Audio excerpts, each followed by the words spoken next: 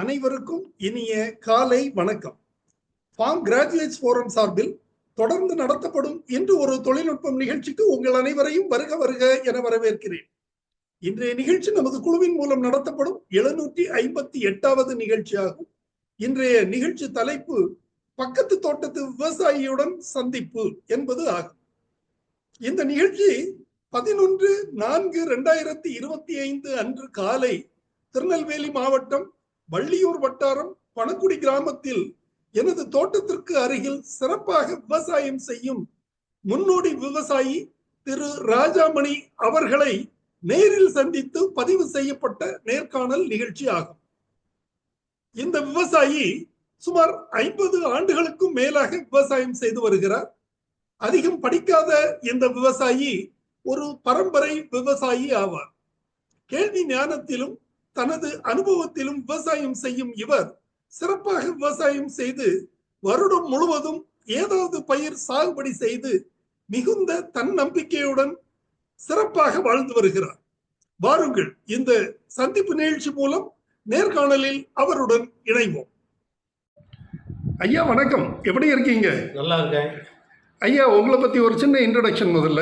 சரி, உங்களுடைய பெயர் என்ன ஐயா? என் பேர் ஆர் ராஜமணி. ஆர் ராஜமணி. எந்த ஊர்? உங்க சொந்த ஊர் எங்க இருக்குது? காவல் கிணறு. காவல் கிணறுங்கிறது திருநெல்வேலி மாவட்டத்துல வள்ளியூர் வட்டாரத்துல காவல் கிணறு இல்லையா? பணக்குடி அருகில் இருக்குது.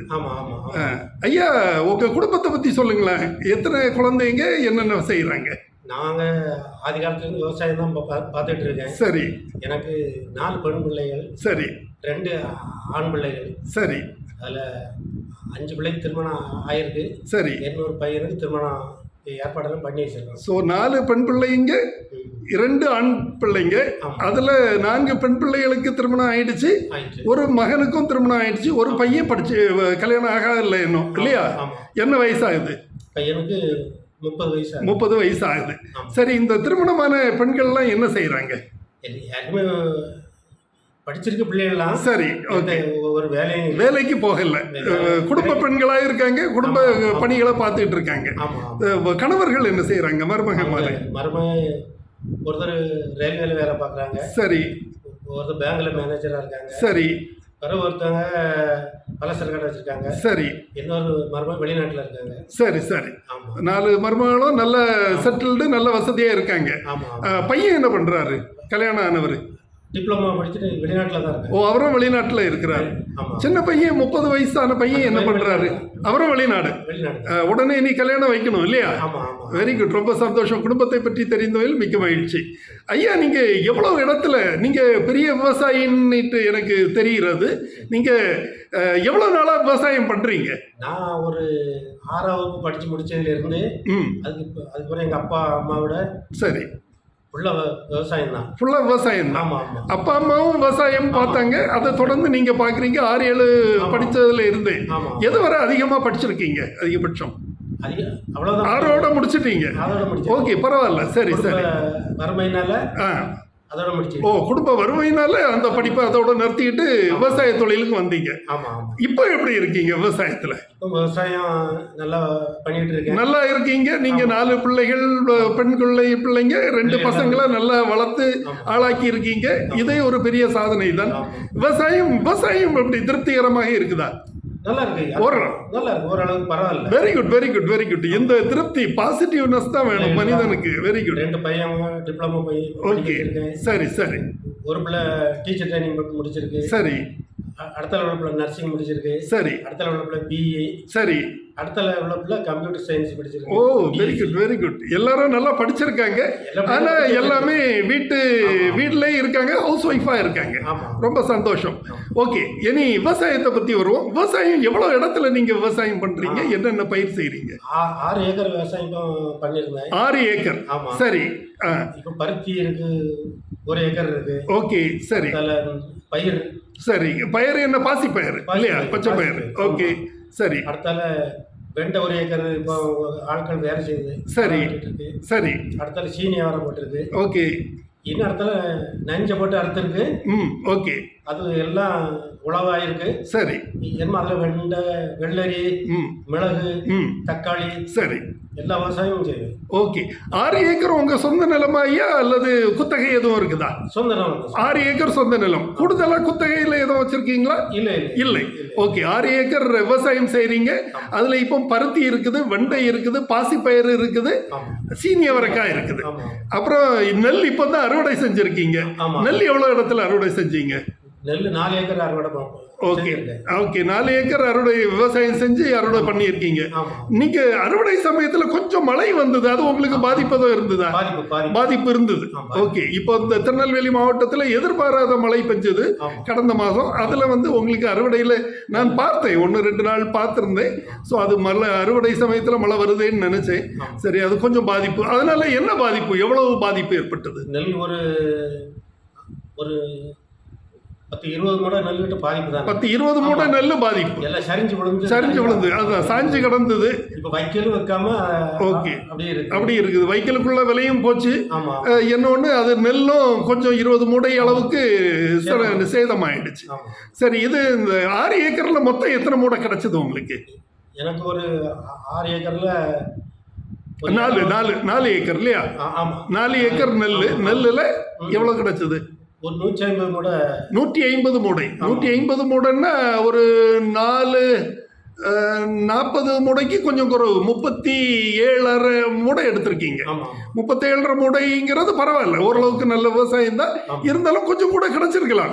வழக்கமா எவ்வளவு கிடைக்கும்? 180, 200 வரை, 200 மூடை வரை வரும்.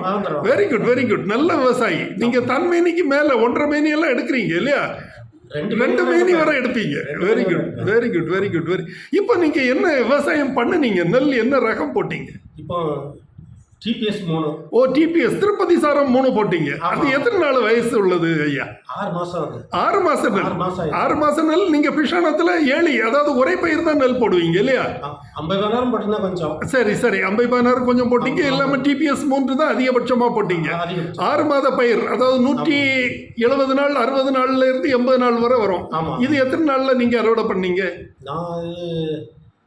நான் புரட்டாசி மாதம் முதல்ல நாற்று பாவி ஐப்பசியில் நட்டுருந்தேன். நட்டு இப்போ தான் போன மாதம் தான் அறுத்துருக்கு. சரி. போன மாதம் மார்ச்சில் அறுத்துருக்கீங்க. ஏறக்குறைய 6 மாதம் ஆயிடுச்சு. ஓகே. சரி. ஓகே.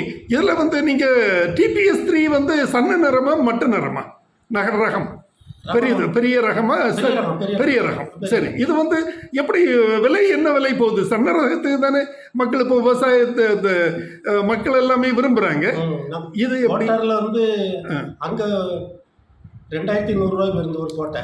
சரி, அங்க உள்ள கோட்டைக்கு. சரி, இங்க இந்த மழையினால கொஞ்சம் அடுத்த அன்னைக்கு நைட்ல மழை வந்துச்சு. சரி, அதனால நான் உங்களோட வியாபாரி பார்த்து கொடுத்துட்டேன். சரி. 3400 ரூபா போட்டாங்க. 3400னா இது எத்தனை மூடை, எத்தனை கிலோ ஒரு மூடை? 148 கிலோ. 148 கிலோ. அங்கெல்லாம் 100 கிலோவா? இல்ல அங்க 76 கிலோ. 76 கிலோ ஒரு மூடைக்கு. ஒரு மூடை, ஒரு கோட்டைக்கு 76 கிலோ தானே? சரி. ஓகே. அதை விட இது அதிகமானது, ஆனால் அதுக்கு தக்க விலை கிடைக்கும் இல்லையா? அங்கன்னா கூடுதல் விலை கிடைச்சிருக்குமோ? அங்கன்னா கூட விலை கிடைக்கும். சரி. இது சிவப்பு அரிசியா வெள்ளை அரிசி தானே? வெள்ளை அரிசி தான். இப்போ சிவப்பு அரிசியை தானே விவசாயிகள் இந்த பக்கத்தில் உள்ள மக்கள் விரும்புறாங்க. ஆனால் வெள்ளைக்கு தான் நிறைய பேர் போடுறீங்க இல்லையா? 5016 தான் நல்ல மார்க்கெட்டு. அதுவும் வெள்ளை தான், ஆனால் மட்ட ரகம். அதே மாதிரி TPS 3யும் மட்ட ரகம் நல்லா போகுது. 6 மாத பயிர் இல்லையா? சரி, இந்த 6 மாத பயிரில் இன்னைக்கு எத்தனை வருஷமா TPS 3 போடுறீங்க? இந்த வருஷம் முதல்ல போட்டிருக்கீங்க. எப்போ 5016 போடுவீங்க? 5016 எப்படி அதுக்கு அதோட ஹல்லிங் பர்சன்டேஜ், அதாவது அதில் அரிசி அதிகமாக கிடைக்கும்னு சொல்லுவாங்களே, அது உண்மைதானா? சரி, ஓகே. மார்க்கெட்டுக்கு அதான் மார்க்கெட்டுக்கு அதுதான். இது அந்த அளவுக்கு போகல இல்லையா? சரி சரி, அம்பை 16 தான். ஓகே, இப்போ அதுதான் ரூலிங் வெரைட்டி இந்த பகுதியிலேயே. ரூலிங் வெரைட்டின்னா அம்பை 16 தான். இடத்துல எல்லாரும் பெரிய அரிசி தான் சாப்பிடுவாங்க. பெரிய அரிசி சாப்பிடுவாங்க. உழைப்பாளிகள் அதிகமா இருக்கிற மாவட்டம், அதனால பெரிய அரிசி தான் சாப்பிடுறாங்க. ஆமா, சரி, ஓகே. இது பெரிய அரிசி சாப்பிட்றதுனால சுகர் போன்ற சில நோய்களுக்கு இது நல்லது அப்படின்னு சொல்றாங்க. அது தொடர்பா உங்க கருத்து என்ன? சுகர்ல நம்ம எங்க குடும்பத்துல யாருக்கும் இல்லை. விவசாயிகளுக்கு ஏன் சுகர் வருது? விவசாயி எதுக்கு சுகரை பத்தி கவலைப்பட்டோம்? உழைக்கிறோம், அதனால உடல் ஆரோக்கியமாக இருக்கும். நிச்சயமாக. நன்றி நன்றி. அப்புறம் நீங்க இப்போ பருத்தி போட்டிருக்கதா சொன்னீங்க. 1 ஏக்கர்ல போட்டிருக்கீங்களா? என்ன ரகம் போட்டிருக்கீங்க? ஹைபிரிட் ஒட்டு ரகம் போட்டிருக்கீங்க. ஒட்டு ரகம், அது என்ன ரகம்னு சொல்ல தெரியுமா? காய்ப்புழு வராத. Okay okay okay okay. பிடி காட்டன் வெரைட்டியா இருக்கலாம், பிடியாக இருக்கலாம். சரி, என்ன வெரைட்டி அப்படிங்கறத பாத்துக்கிறேன் நான். ஓகே, இது வந்து எவ்வளவு நாள் பயிரா இருக்குது? இது வந்து 3 மாசம் ஆயிரும். 3 மாசம் ஆகுது. 3 மாசம் ஆயிருக்குதா? இல்ல 2 மாசம் தாண்டி இருக்கு. சரி, இப்ப நல்ல காய் விளைச்சல் ஆயிடுச்சு. காய் விளைச்சல் ஆயிடுச்சு. என்ன எவ்வளவு நாள் இருக்கும்? என்ன எவ்வளவு நாள் ஆகும் பறிக்கிறதுக்கு? என்ன ஒரு 15 நாள்ல பறிச்சு. 15 நாள்ல பறிச்சிருவீங்க. அப்படி என்ன 75 நாள்ல பல்லது? 3 மாசம் பயிரா? 90 நாள் பயிரா? 90 நாள் தான் பறிச்சு. அப்போ ஷார்ட் டியூரேஷன். புதிய ரகமா இது? 90 நாள்ல அறுவடை பண்ணிடலாம். நீங்க இது எத்தனை வருஷமா பண்றீங்க இந்த ரகம்? நான் ரொம்ப வருஷமா இந்த ரகம் பண்றீங்க. 90 நாள்ல அறுவடை செஞ்சிருக்கீங்க இல்லையா? Very good very good. இது என்ன இது மகசூல் கிடைக்குது உங்களுக்கு? இது நம்ம ஆட்கள் நல்ல மாதிரி நம்மளுக்கு வேலை செய்தாக்கி நல்ல பருத்தி எடுக்கக்கூடிய ஆட்கள் நல்ல வேகமாக எடுக்கணும். சரி, அதனால நமக்கு அதில் வந்து லாபம் இருக்கும். எத்தனை மூடை அல்லது என்ன கமிஷன் கிடையாது. ஓகே ஓகே, சரி சரி சரி சரி சரி. ஸோ இது வந்து பருத்தி ரொம்ப வருஷமாக போட்டுக்கிட்டு இருக்கீங்க. இந்த வெரைட்டியில் திருப்திகரமாக இருக்குது. காய்ப்புழு எதுவும் வர்றது இல்லை இல்லையா? ஓகே ஓகே, சரி. முன்னால பருத்தியில் காய்ப்புழு உண்டு. ஆமாம், அதை நம்ம கட்டுப்படுத்த ரொம்ப கஷ்டப்படுவோம். ஆமாம், இப்போ இது காய்ப்புழு கிடையாது. சரி, இந்த விதையெல்லாம் என்ன விலை? விதை வந்து 700 ரூபா. 700 ரூபா. எவ்வளோ? 450 கிராம் இல்லையா? 450 கிராம், அரை கிலோவோட கம்மி. அது 700 ரூபா ஆகுது. சரி, அது 1 ஏக்கருக்கு எவ்வளவு விதை போடுறீங்க? இது வந்து 3 அடிக்கு ஒரு விதை போடணும். 3 அடிக்கு, அதாவது 90 சென்டிமீட்டருக்கு இடைவெளி விட்டு ஒரு விதை போடுறீங்க. வரிசைக்கு வரிசை எவ்வளோ போடுறீங்க? பயிருக்கு செடிக்கு செடி எவ்வளோ வைக்கிறீங்க? ஒரு செடி 3 அடி. செடிக்கு செடி 3 அடி. வரிசைக்கு வரிசைக்கு அதுவும் அவ்வளோ தானே? அது 1.5 அடி 2 அடி வரும். 2 அடி. ஆமாம், ஆனால் கலப்பாக தான் போடணும். இது வந்து நாங்கள் போட்ட இல்லை, 2 அடிக்கு 3 அடி. அதாவது சரி சரி, ஓகே. இடைவெளி அவ்வளோ போதுமா? 2 அடிக்கு போதாது. 3 அடிக்கு இது நெருக்கமாக தான் இருக்கு. 3க்கு 3 போடணும் இல்லையா? கரெக்டாக இருக்கும். அதாவது 90க்கு 90 போட்டால் கரெக்டாக வரும். சரி சரி. இதுக்கு நீங்க என்னென்ன உத்திகள் எல்லாம் கடைபிடிக்கிறீங்க இதை விவசாயம் செய்யறதுக்கு? அது நம்ம களவெட்டு, நல்லா களவெட்டுது. சரி, பிறகு அதுக்கு இந்த பச்சை கொசு, இந்த தத்து பூச்சி, அசுவினி தத்து பூச்சிகள்லாம் வரும். இதை மட்டும் கண்ட்ரோல் பண்ணாம. சரி, அதுக்கு நீங்க என்னென்ன மருந்துகள் அடிக்கிறீங்க? அது வந்து அஸ்பெட்டு, மோனோக்ரோட்டோபாஸ். அசபெட் போடுறீங்க, மோனோக்ரோட்டோபாஸ் போடுறீங்க, வேற எக்ஸோடெக்ஸ் போடுறீங்க. அதுக்கு அடிச்சா தழுப்பு நல்லா இருக்கு. ஓகே ஓகே ஓகே, சரி. உங்களுக்கு இது பருத்தியில் ஆண்டொன்றுக்கு எவ்வளவு லாபம் கிடைக்கிற மாதிரி ஒரு தோராயமா லாபம் கிடைக்கும்? லாபம் நம்மளுக்கு அது ஒரு 50,000 ரூபா வரும். 1 ஏக்கரில் வந்துடும் இல்லையா? Very good very good very good. எல்லா செலவுகள் போக நிற்கும் இல்லையா? Very good very good. சரி, இது தவிர நீங்கள் சீனி அவரைக்காய், வெண்டைக்காய் எல்லாம் போடுறீங்க. ஏற்கனவே நீங்கள் கத்திரி போட்டிருந்தீங்க. நான் உங்கள்கிட்ட கத்திரிக்காய் எல்லாம் வாங்கியிருக்கிறேன். ஸோ எனக்கு ஃப்ரீயாகவே நீங்கள் கொடுத்தீங்க, பக்கத்து தோட்டம். ஸோ ரொம்ப சந்தோஷம், மகிழ்ச்சி. சரி, அதுகளை பற்றி சொல்லுங்களேன். இப்போ சீனி அவரைக்காய் வந்து எவ்வளோ இடத்துல போட்டிருக்கீங்க? இப்போ சீனி அவரைக்காய் இப்போ ஒரு 1/2 ஏக்கர் போட்டிருக்கீங்க. 1/2 ஏக்கர் போட்டிருக்கீங்க. போட்டு எவ்வளோ நாள் ஆச்சு? அது இப்போதான் களை வெட்டுறீங்க. 15 நாள் 20 நாள் இருக்குமா? போட்டு 20 நாள் இருக்கும். சரி, ஓகே. இது வந்து வழக்கமாக என்ன ரகம் போடுவீங்க? இதில் ரகம் எதுவும் போடுறீங்களா? பார்த்து ராசி கம்பெனியில் உள்ள ரகம் போடுறீங்க. ஓகே ஓகே, அது உங்களுக்கு நல்லா திருப்தியாக இருக்குது இல்லையா? சரி, இதுக்கு என்னெல்லாம் உரம் போடுவீங்க?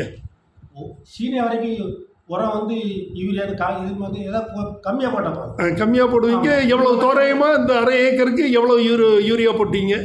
யூரியா இது வந்து என்ன களவெட்டில் எவ்வளோ போடுவீங்க? ஒரு மூடை போட்டாலே போதும். ஒரு மூடை யூரியா. ஆமாம். காம்ப்ளெக்ஸ் தான் போடுவீங்களா? யூரியா மட்டும் போதும். ஒரு ட்ரிப்பு போட்டாலே போதும். ஒரு தடவை போட்டால் போதும், அதுலேயே வந்துடும் இல்லையா? சரி, இது வழக்கமாக எவ்வளவு விதை போடுவீங்க? ஒரு அரை ஏக்கர்னா எவ்வளோ விதை போட்டீங்க? அரை ஏக்கருக்கு வந்து 1 கிலோ விதை போடுவோம். 1 கிலோ விதை போடுவீங்க. 1 கிலோவில் அரை ஏக்கர் வந்துடும் இல்லையா? சரி, இது அறுவடை எவ்வளோ நாளில் அறுப்பீங்க, அறுவடை செய்வீங்க? 50 நாளில் காய் வந்துடும். 50 நாளில் காய் வந்துடும். 50 நாளில் என்ன மகசூல் தோராயமாக வரும்? நம்ம ஒரு பறிக்கு வந்து அது ஒரு 10 மூடை 10 மூடை பறிக்கு வரும். 10 மூடைக்கு மேலே ஒரு பறிக்கு வரும். ஒரு பறிக்கு 10 மூடை. ஒரு மூடை வந்து ஒரு 40 கிலோ இருக்குமா?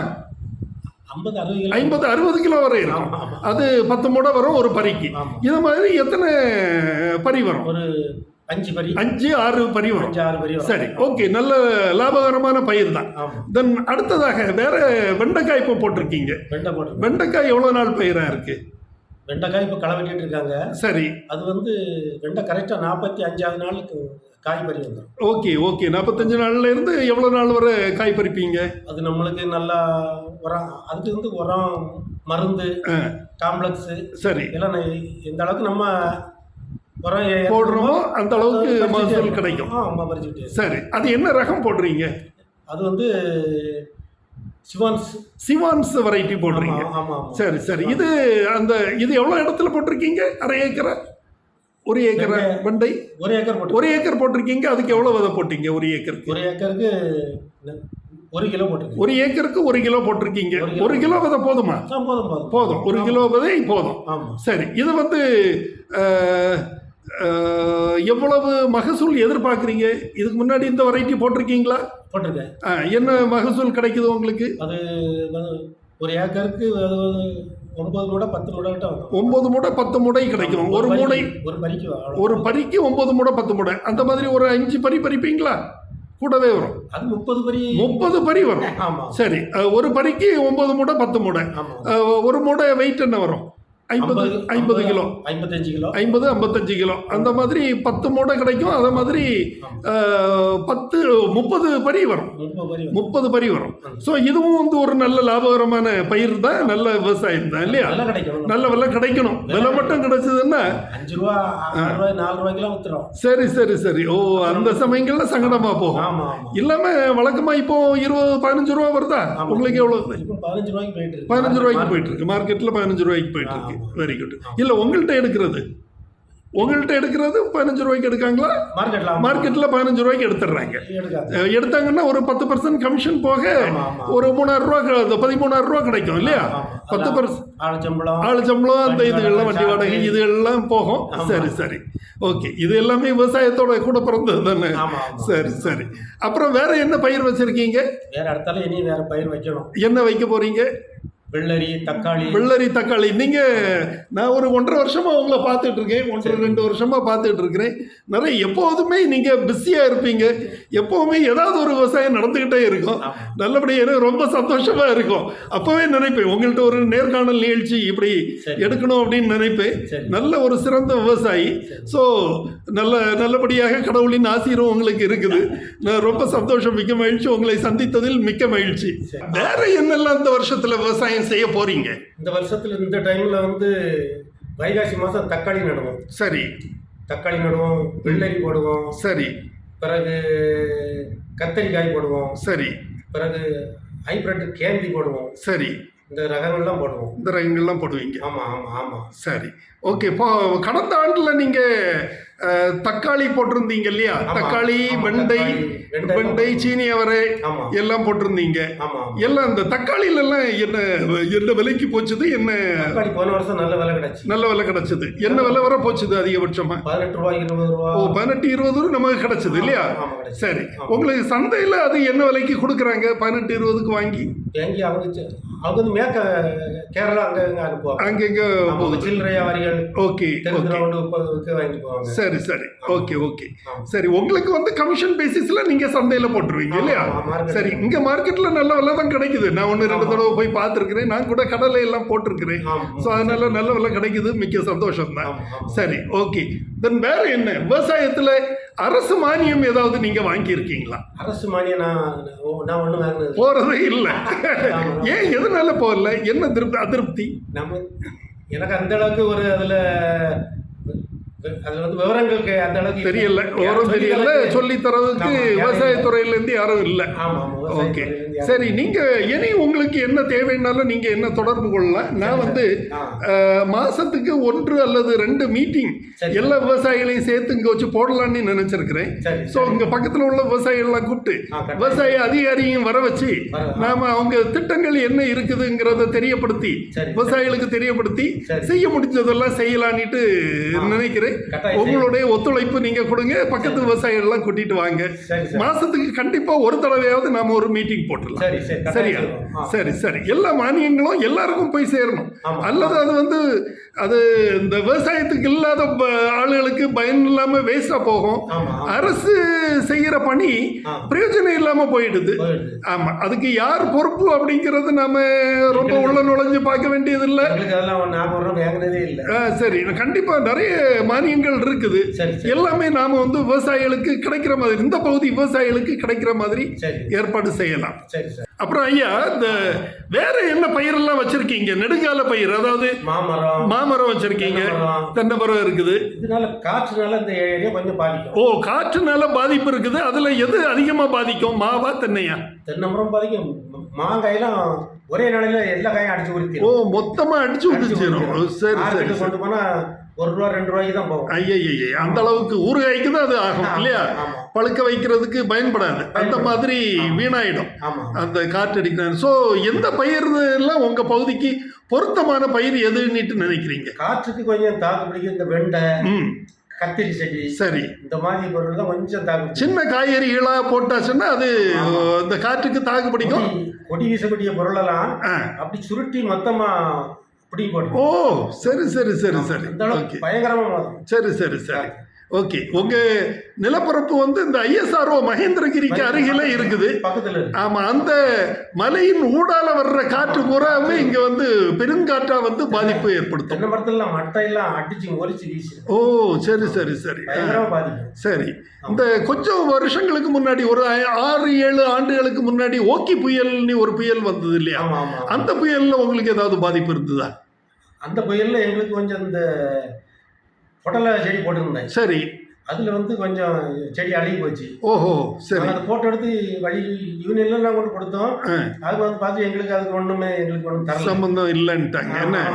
சரி சரி. எனக்கு தழுத்துறோம் அது உங்களுக்கு. சரி சரி அப்படின்னு சொல்லிட்டாங்க. தென்னையில எதுவும் பாதிப்பு ஏற்பட்டதா அந்த சமயத்துல? இல்ல, தென்னை ஒன்றும் பாதிப்பு இல்லை. இங்க அந்த அளவுக்கு பாதிப்பு இந்த பகுதியில இல்லைன்னு நினைக்கிறேன் இல்லையா? ஓகே சரி. இன்னைக்கு விவசாயத்திற்கு அரசு என்ன செய்யணும் அப்படின்னு எதிர்பார்க்குறீங்க? அரசு எங்களுக்கு மருந்து, உரம், இந்த மாதிரி எங்களுக்கு கொஞ்சம் மானியம் கிடைக்கும். மானியம், அரசு உரம், எந்திரம் இதெல்லாம் வேணும். எந்திரம் இதெல்லாம் உங்களுக்கு மானியத்திலேயோ ஏதாவது கொடுத்தா உதவியா இருக்கும். பவர் டீலர் இதெல்லாம், பவர் டில்லர் எல்லாம் தந்தா நல்லா இருக்கும் இல்லையா? சரி சரி. இப்போ குழுக்கள் மூலமாக கொடுத்துட்டு இருக்காங்க விவசாயிகளுக்குன்னு சொல்லி பதிவு செஞ்சு வச்சா வேளாண்மை பொறியியல் துறையில கொடுத்துட்டு இருக்காங்க. அந்த மாதிரி தகவல்களும் நான் உங்களுக்கு தர்றேன். கண்டிப்பா கண்டிப்பா நம்மளால முடிஞ்ச அளவுக்கு என்ன செய்ய முடியுமோ செய்வோம். ரைட். ரொம்ப மிக்க மகிழ்ச்சி. உங்களுடைய விவசாய வேலையில தான் இருந்தீங்க. என்ன நான் அழைத்ததின் பேரில் இங்க வந்தீங்க. இவ்வளவு நேரம் எங்க கூட உட்கார்ந்து உங்களுடைய கருத்துக்களை தெரிவித்தமைக்காக மிக்க நன்றி. வாழ்க வளமுடன். இன்னொரு நிகழ்ச்சியில் சந்திப்போம். நன்றி நன்றி.